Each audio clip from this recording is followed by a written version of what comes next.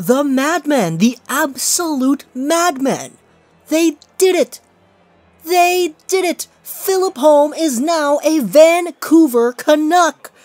Earlier today, the Vancouver Canucks have recalled defenseman from the Utica Comets, Philip Holm, 26 years of age, 6'1", left-handed shot. He is now a Vancouver Canuck. And this is something that I, along with many other Vancouver Canucks fans, have been eagerly anticipating, because Philip Holm, despite not being a prospect that a lot of people really cared about at the very beginning of the season after we signed him, he's been finding ways down there in the AHL to show his worth. Right now, playing down there with the Utica Comets, he's got himself 29 points in 42 games. That's good enough to put him third in Comets scoring. That's third in general. He's beating out all of the full-time Comets people, because the only two Comets players that have more points than Philip Holm are Nikolay Goldobin and Reid Boucher, both of which are, well, Vancouver Canuck borderline Utica Comet players.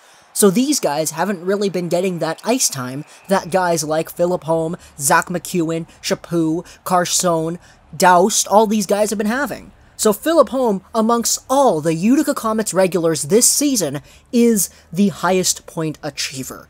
29 points in 42 games, 11 goals for this 26-year-old defenseman playing on a Utica Comets team that has actually been tearing things up recently. I believe they just went off of a really good point streak, and Thatcher Demko has been playing extremely well down there as well.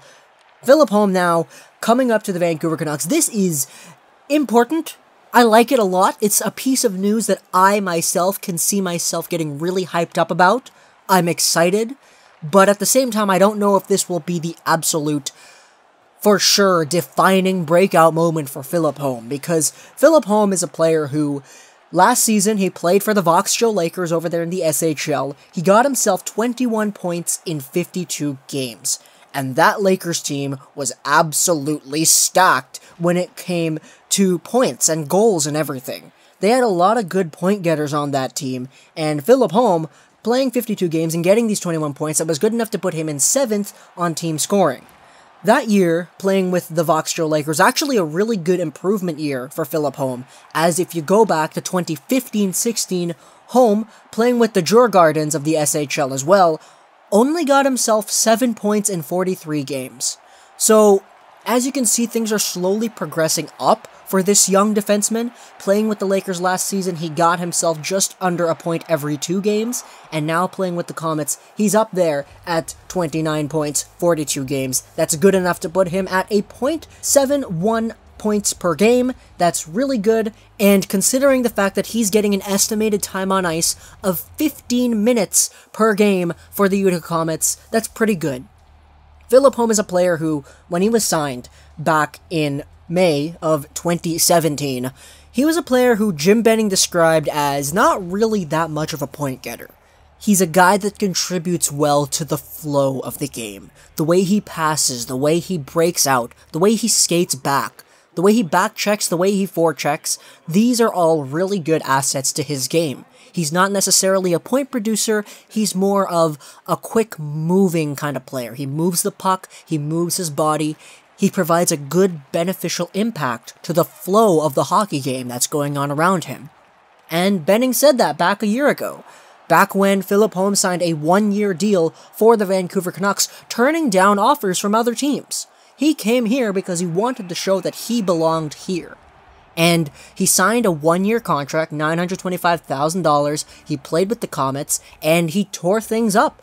29 points in 40 games for this young defenseman, and now he's finally coming up to the Vancouver Canucks system. With this, of course, that means that we have 8 defensemen on our roster, which means that I believe Chris Tanev is going to be placed on the injury reserved. There was something going on with his leg, I believe, and that's probably the reason for this. Also, I think that this might contribute to the idea that the Canucks are willing to make a defenseman trade sometime in the near future. I wouldn't be surprised if that happened, and if it did happen, I would welcome that with open arms. First off, because it would mean that we would be getting assets back, and secondly, it would give Philip Holm a chance to stay on this team full-time. And that's what I really want. I want these guys who are young, up-and-comers, who are succeeding at their levels down there in the minors, to come up here and show, hey, do I have what it takes to play at the NHL level? And if I do, awesome. I want Philip Holm to succeed. You guys saw that video I made a few days ago talking about Vancouver Canucks and the best case scenario for our lines if we took all the players that we had in our organization today and set them in their primes. Philip Holm was one of the defensemen on that team. And I put him on there because I really think that he's got a strong case to make when it comes to proving himself as a Canucks defenseman in the future. Of course, it might not happen. It might not happen. Maybe he becomes the next Philip Larson and he just goes over to the KHL after this year, after proving to us that he doesn't really belong in the NHL. But, as the numbers suggest, as 29 points in 42 games with a good AHL team in a good Utica Comets team suggests, he might have a good case. And he might be able to show that he does belong here. Alex Biega is doing pretty well with the Canucks right now, I'd say that. Guys like Reid, Boucher, and Darren Archibald have been doing pretty well recently. So the Vancouver Canucks, basically the Vancouver Comets at this point, because we're getting so many injuries, we're having to call up so many Utica Comets guys, I'm just happy that it's finally time to call up Philip Holm, because I want to see him succeed.